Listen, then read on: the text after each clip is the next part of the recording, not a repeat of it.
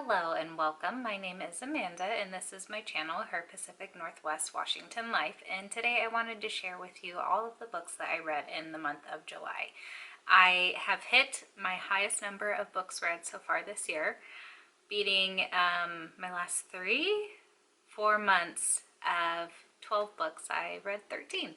So excited to see what August has in store. I jokingly say that I was ramping up in July for August because I'm participating in the NEWT's Magical Readathon Year 3, and in order to achieve my career pathway of an alchemist, I need to read 17 books.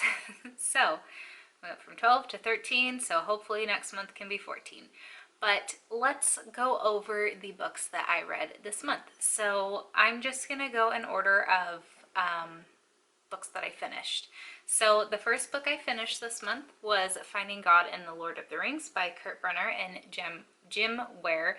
This was a 117-page little hardback that I read, and I gave a 3-star rating.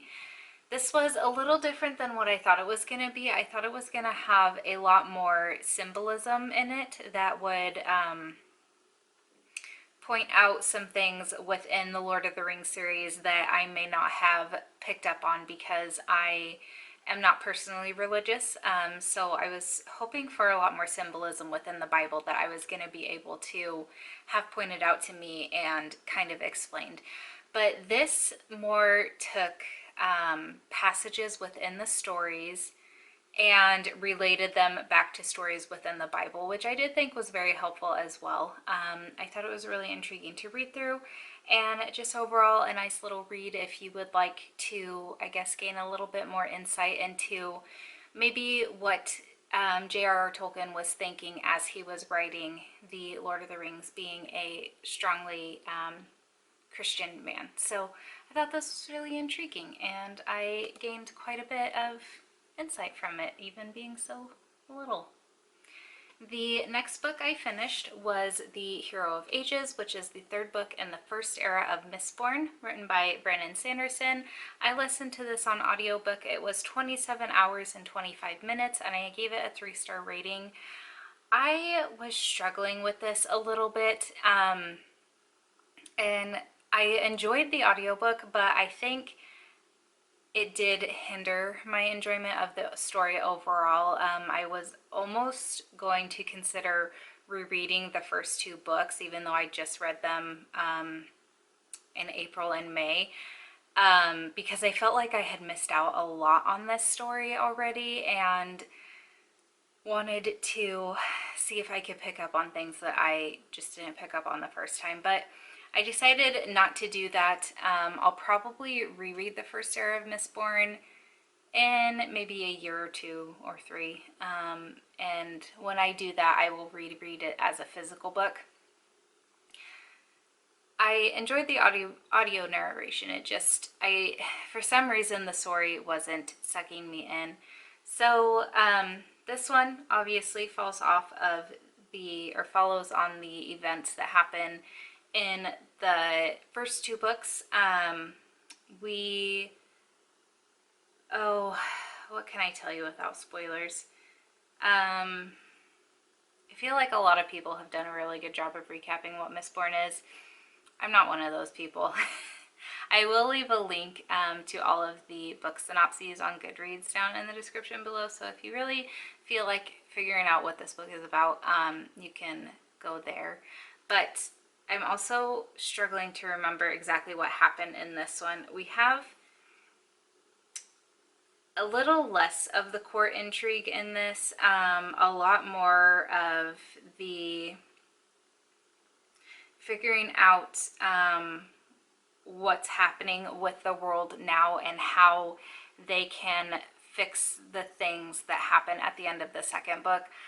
There's a big event that is kind of throwing the planet back out of line and causing the ash mounts to basically rain down ash nonstop. So the world is getting completely covered, even more so than it was before, in ash, and they're trying to figure out how they can survive that, because obviously they're going to need to be able to have food to survive and clean water for drinking and things like that. So this has a very dramatic ending, one that I think I'm okay with, but one that I also wasn't expecting so much. So definitely intriguing. Looking forward to reading more Brandon Sanderson. My thing is, I like to listen to audiobooks of high fantasy because then I can know the pronunciation for like the city names, town names, people's names and things like that. But I also do feel like if I'm not really focusing, that I do miss out a bit on the details and things like that. So it's trying to find that balance of what format is best for me when reading fantasy books like that. The next book I read was another audiobook, and this is The Memory of Us by Camille Dumaux. I still don't know if I'm pronouncing her last name properly or not, but that's what I've been saying. This was an 11-hour and 27-minute audiobook that I gave a 4-star rating. I really enjoyed this book. I listened to it fairly quickly, I believe. I think I finished it in 2 days. But we basically follow, and at this point, because I listened to it at the beginning of the month, I don't remember our characters' names, but we follow our main character, and she has found out recently that she has a twin brother that her parents put in a home, a facility to take care of him because he was born both deaf and blind. And at the time that the book takes place, it is pre-World War II.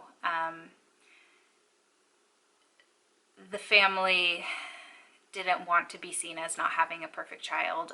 They were kind of high up in society, and so they just tucked him away and essentially forgot about him. And the main character finds this out, and she goes to visit her brother about once a month. And on a visit, she finds out that there has been a landscaper at the home who has taken a special interest in her brother, in befriending him. He has found out that her brother, I think her brother's name is Charles, he really likes like touching things. He likes feeling that sensation. And so the landscaper has brought up dirt from the garden and plants, and together they have planted these things together. He lets Charles put his fingers in the dirt. He lets him touch the leaves of the plants and things like that, and it just makes Charles really, really happy. And so our main character, she is, this landscaper's really good looking, and she develops a crush on him. So she starts to visit her brother a lot more, so that she can see the landscaper. And there is a big religious difference between the two. She is Protestant and he is Catholic, which the Protestants and Catholics did not and still kind of do not agree. There's a lot of unease and unrest between the two religions. So she knows that her father is never going to be okay. Not only is he not in the same social class as she is, he is also not in the same religious beliefs. And he is working on becoming a priest. So he is going to, is that seminary school? Maybe. I'm not good with the terminology. So basically this story then ends up being their story of falling in love, not being able to be together for X, Y, and Z reasons. It spans quite a few years, so it follows them as older teenagers up into their adult years, and the things that happen. This book sent me through so many different emotions, and you root for them the entire way through, and you really don't know how the story is going to end because of everything that happens. But I really enjoyed it. The next book I read was The Secret Life of Bees by Sue Monk Kidd. This was a friend recommendation by my friend Darshell over at the channel Books and Planners. We met for the first time in person back in March, and we went to a giant bookstore in Portland, Oregon, and as we were walking through, she had convinced two of the other girls we were with to buy this book. And I heard the tail end of the conversation and decided that since it was one of Darchelle's favorite books a few years ago, I would pick it up and give it a read. I trust Darchelle's recommendations, and so far she's not let me down. I read this book physically. It was 302 pages, and I gave it a 4-star rating. It took me about a week to read the first 100 pages, not because I wasn't enjoying the story, because the chapters are like 25 to 30 pages long, and even though they have chapter breaks like that, I don't like stopping in the middle of the chapter, so I would read a chapter and then decide I'll just sit on YouTube for like an hour, even though I could have easily finished another chapter within that hour, because I didn't want to get to the point where I was falling asleep and not able to finish the chapter. And then I read the last 200 pages in 2 days. I just flew through it. We follow Lily Owens, who lost her mother in a very tragic accident when she was 4 years old. And she lives with her father, who is quite abusive. She doesn't call him dad or daddy or anything like that. He is T-Ray. And this takes place during the Civil Rights Movement. After her mom passes away, her dad owns a peach farm, and he brought one of the workers out to essentially be her she's not a governess, but you know, someone to watch her, essentially. And there's an event that happens as what was her name? Oh my gosh, Rosaline attempts to go into town to register to vote, and Rosaline and Lily end up running away. The only possessions that Lily has ever had of her mom's are a pair of gloves, I believe, a couple other trinkets, and especially this picture of a Black Madonna, which is a Black Mary.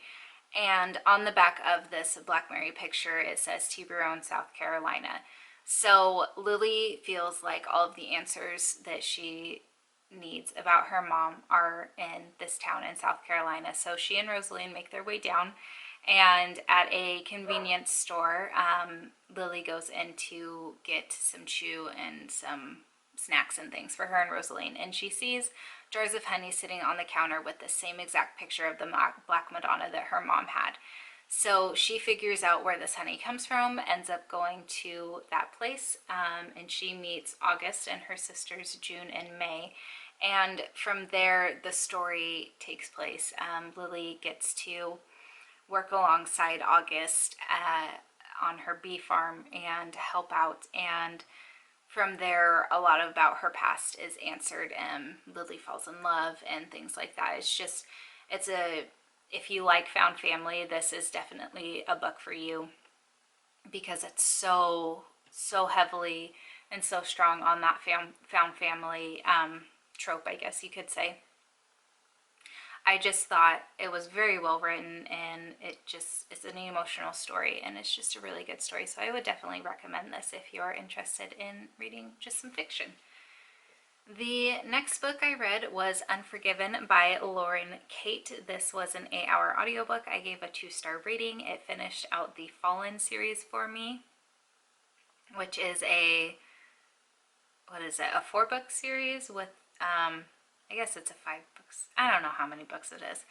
It is a series that surrounds fallen angels, though, and Unforgiven takes place after the events of the last book in the main series, but this time we follow a different character. We follow Cam and the decisions he made that got him where he was. And he essentially, his one true love is, what is her name? It always takes me a while to think of it.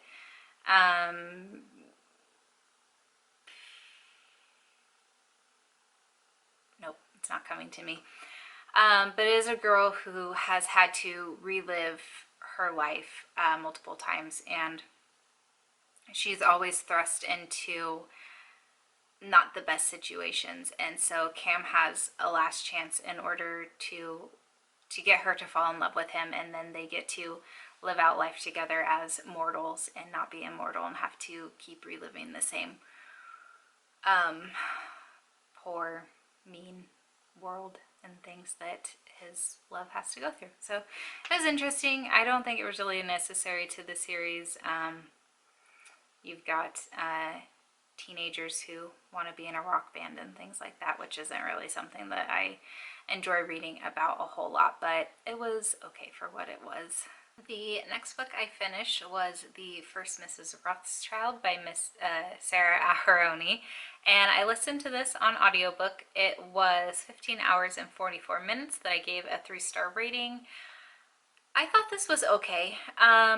It takes place in France. No, Germany. In 17 something or other. I don't remember the exact date. We follow a Jewish family who live on the Judengassen, which is the Jewish quarters in Frankfurt.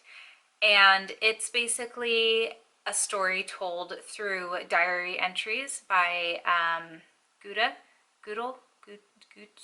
I don't remember how to pronounce it, her name, but she basically tells their story from the time when she is a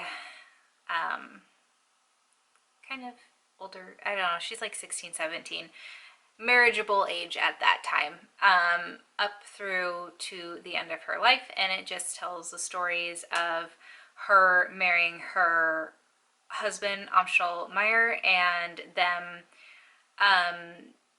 raising children, losing children, and their kind of movement up through society and gaining money, and how they help out the other people in their Judengassen community and things like that.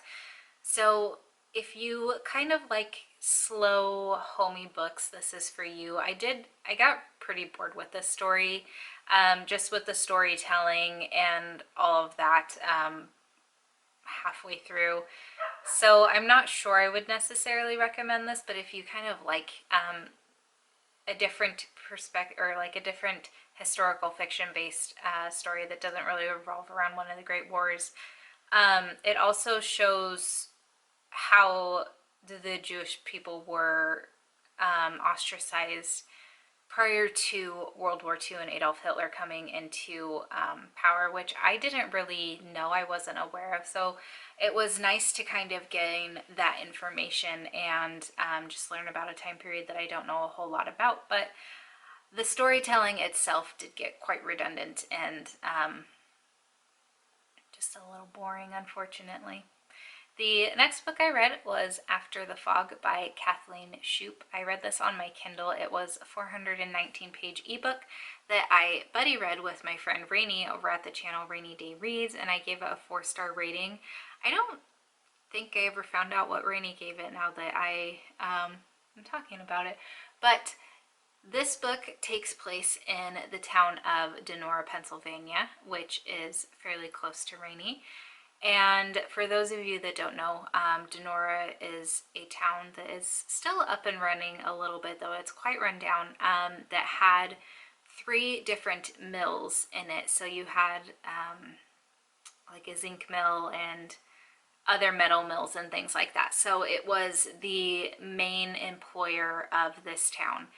We follow a nurse named Rose, who is a community nurse, and at the start of the story she is really fighting to gain funding for the next year, because being a community nurse, she's not employed by the mills, and so she has to get funding from the people of the town or the town itself. So we see the struggle of life working in a mill town. This also spans the 5 days or the week of the incident in the late 1940s that happened in Donora, which was called the Killing Smog. And the mills were just releasing some really horrible particles and chemicals and stuff into the air. And because Denora sits along the Mon River and it's kind of in a valley, it was just the perfect combination of the smog not being able to get out of the town like it normally would. The clouds were coming in and basically just holding the smog down, and so people would walk through the streets and they couldn't even see like their hands in front of them, and things like that, and people started getting sick, mostly people who already had pre-existing like respiratory conditions. But we follow Rose as secrets are unraveled and horrible communication, horrible listening happens amongst her family. Her family's torn apart, on top of her trying to help the people within the town and keep everyone safe and alive and things like that. So it's a very intriguing story. I think the backdrop is really interesting, because I don't have Pennsylvania state history. I didn't know anything like this had happened before. And so reading the story that takes place with that, but also having the familial drama, was pretty interesting, and I enjoyed this story quite a lot. This is the first book in a series. The series is called the Denora Story Collection, but the second book actually takes place in the 1910s, so it takes place before this. So I'm not sure if these stories are going to connect at all, or if maybe some of the characters are like the grandparents or great-grandparents of the characters we follow in After the Fog. But I'm really interested to see more from this author and just to learn a little bit more about the town of Denora. The next book I read is a book that, if I didn't read it this year, was going to get unhauled, and I almost wished I had unhauled it because I didn't enjoy it, but it's Pacifica by Kristen Simmons. This was an audiobook I listened to that was 12 hours and 14 minutes. I gave it a 2-star rating. I'm going to read to you something, the first 2 paragraphs in the author's note, because it'll give you a little bit better of an idea of what the story is about. So the author says, "This story is personal, not just because the characters have lived so long in my mind, but because their world is rooted in my history. Their adventures are framed by my interpretation of the stories passed down to me through the generations. In that way, Pacifica does not begin with an exiled pirate girl, a relocated shoreling, and the son of the president, but with my great-grandmother. This is a story that begins in World War II, and like Marin, Roths, and Adam's story, it's about relocation, only then it was called internment." So what we have going on is a dystopian world. This event happened called the Big Melt, and the world is just not okay right now. Lots of garbage taking over the place. The sun is really hot. People are getting acid burns from the rain and things like that. So this takes place in California on the coast, and we have our main character, Marin, who is the daughter of a pirate.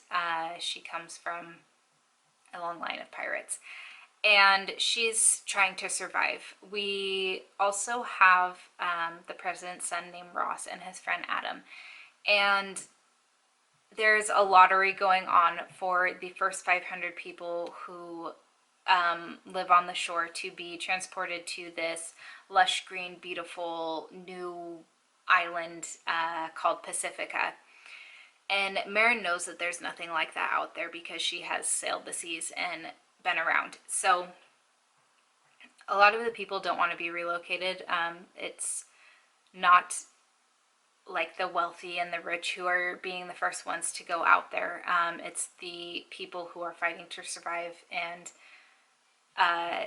they're not given a choice, essentially, to go out to this island. After leaving a party, Ross and his friend Adam get separated, and then Ross and Marin have to team up together to find Adam because they suspect that he is going to be put on the boats to be sent out to Pacifica. So lots of things happen, lots of shenanigans. It's all right. The next book I read after that was Immortal Rain by Morgan Rhodes, which is the final book in the Fallen Kingdom series. This was a 391 page book that I gave a 3-star rating, though I think it was a high 3-star, almost a 4-star, but not quite. And I enjoyed the conclusion to this story quite a bit. Obviously, being the 6th book in the series, I can't really tell you a whole lot of what this one was about, but we continue to follow the characters as they are trying to make things right in the world after things have gotten quite a bit out of hand during the other 5 books. We've got some kindred spirits that we have to deal with now, and how to figure out what to do with them, as well as just deciding what to do with the magic. So I really enjoyed this series overall. There were a lot of moments where I just wanted to roll my eyes, but it was a lot of fun. It was really quick and easy to read. I was reading quite a bit each night and like getting through these books within 4 days, which for me, I'm a pretty slow reader. Like, I'm lucky if I get 30 to 50 pages read a night. And so when I'm reading 100 plus pages a day, that's pretty good for me. So I enjoyed the series. I would recommend it if you just want to have a good time. I know there's a spin-off series to it as well that I'm interested in reading. I think it follows the Watchers, which are a very prominent group within this, but they are the people who have the magic. So I think that would be a lot of fun to read through. I then finished Cersei by Madeline Miller. This was for the BNP, or the Books and Planners book club pick for the month of July. This was a 12-hour and 8-minute audiobook that I gave a 4-star rating, and I really enjoyed this. I don't know a lot about the Greek character Cersei, so I thought it was really fun to kind of get a story from her point of view. The pacing of this did throw me off a bit because Cersei is an immortal. I felt like we would be getting a story of something that had happened, and then it seemed like the timeline would jump 50 years in the forward, and it would take me a while to figure out and catch up. But I thought the story was a lot of fun. I thought it was beautifully written, and I think it's a good one. If you like, especially Greek mythology, I think this one might be pretty good.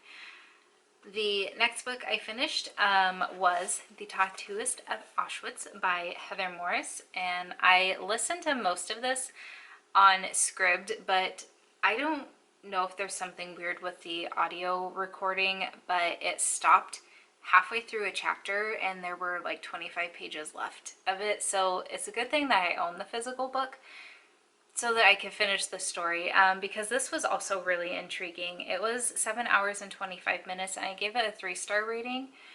And we follow Lale, who is a Slovakian man, and he gets sent to Auschwitz because his family is given the choice to send one person willingly to Auschwitz, to a work camp. And Lale is the one who volunteers because the only other options are his parents, his sister, or his brother, who already has a wife and kid. So when Lale gets to Auschwitz, he obviously finds out that it is not a work camp, and it is something much more horrendous than what he thought. So he becomes the tattooist. So he tattoos the numbers on the new people coming into the concentration camp. And with that position comes a little bit of privilege. He gets extra food rations and things like that. He gets a little bit more access around Auschwitz and Birkenau. And so with that, he's able to help out other members in the concentration camp and kind of, in a way, help keep them alive by giving them extra things like bread. And he develops a relationship with a father and son who are helping to build one of the gas chambers, who are not, they are working at Auschwitz, but they're not prisoners or anything of Auschwitz. He also meets Gita, who he falls madly in love with, and she and a bunch of other women in the camp work in this thing called the Canada, which from the sounds of it, it seems like the luggage that everyone comes into Auschwitz with that's taken away from them, the ladies who work in the Canada go through those items and see what's salvageable and things like that. And by doing so, they find jewelry and precious stones and money and things like that. And they're able to then smuggle that to Lale so that he can pay the worker and his son to bring them in things they need, like medicine and extra food and little trinkets and things like that. So it's Lale's story about being in Auschwitz, and then also when the Russians come to essentially, I guess, take over Auschwitz and release the prisoners. His story of survival and the after effects of that and things like that. So I enjoyed the story quite a bit. I've heard that the author takes quite a bit of liberty in her writing of this story. I don't know exactly what that means. I don't know if she kind of, I guess, writes things either harsher or better than what they would have been. But I do know that she did interview Lale and wrote the story because he asked her to. So again, I don't know what those liberties were. I'm not very well versed in concentration camps throughout World War II, in Europe in World War II. So I just took the story as it was and enjoyed it for that. The next book I finished was The Caged Queen by Kristen Cicerelli, and I know I'm not pronouncing her last name properly because I hear the audiobook narrator say it and I can never pronounce it properly. But I listened to that on Scribd. Sorry for the bonking. My little FIFA girl's visiting and she might booty bump the tripod a little bit. But that was a 10-hour and 53-minute audiobook that I gave a 3-star rating. It is the second book in the Ascari trilogy. And we follow a different set of characters throughout this story, which I was a little disappointed about because I really liked Asha and Talwyn. But here we follow Roa and Dax is Asha's brother. So it's kind of her story about, we get flashbacks and stuff, and she's essentially trying to save her sister who had a very tragic accident by saving the king, and was then, her spirit essentially was put into the body of a hawk, and she has been in that form for I think 10 years, and I think it's called the Reckoning. I don't remember what it's called, but basically it's coming up and she either has to move on or she becomes a corrupt spirit. So it's about trying to figure out a solution for that, and Roa learning a lot more about herself and Dax and things like that. So I enjoyed it. It'll be interesting to see what the last book is like and if we follow different characters again or what have you. And the very last book I read was Percy Jackson and the Olympians, The Lightning Thief by Rick Riordan. And I'll have to say I'm really glad I listened to Cersei prior to reading this, because a lot of characters mentioned in Cersei are also mentioned in this. And it was nice to kind of know the context and a little bit of background about these characters, because this being a middle grade book, it doesn't get into the nitty gritty of Greek mythology and explanation about the gods and the titans and those sorts of things. So in this story, we follow Percy Jackson, who finds out that after some really weird things happening to him, that he is actually half god. He is a demigod or a half-blood. And he gets taken to Camp Half-Blood and learns out about who his father actually is, and then gets sent on a quest where he gets into so many tough spots and has to fight his way out of them with his satyr friend Grover and his other demigod friend Annabeth. Annabeth or Annabelle? I think it's Annabeth. And so I tried really hard to just take this as it was because I'm not a big middle grade reader. And I tried to just have fun with this, and I think I did. I did not grow up reading this series, so this is my first time reading through it as an adult. I'm 29, so a little bit older than middle grade age, but it was fun, and I am looking forward to seeing where the rest of the series goes. So those are all 13 books that I read throughout the month of July. I read a total of 1,604 pages and listened to a total of 105 hours and 16 minutes worth of audiobooks. I feel like I had a couple 2 stars, I had a couple 4 stars, and a lot of 3 stars, so not really surprising, but also nice to see that my average star rating was a 3.1, or just a 3 star because I don't do those decimals and things like that. So overall, I say it was a really good reading month, and I'm looking forward to seeing what the rest of August and the rest of the year has in store. I think I checked my Goodreads page earlier, and I want to say I'm some insane amount, like 15 or 16 books ahead of schedule, which means I could not read for a whole month and still hit my goal. But I'm not going to do that because I really enjoy reading. So, as always, I would love to know what you read during the month of July, if we happen to read any of the same books, or if you've read any of these books in the past. I would love to know your thoughts on them. So please do let me know down in the comments below, and I will chat with you there until my next video. Bye!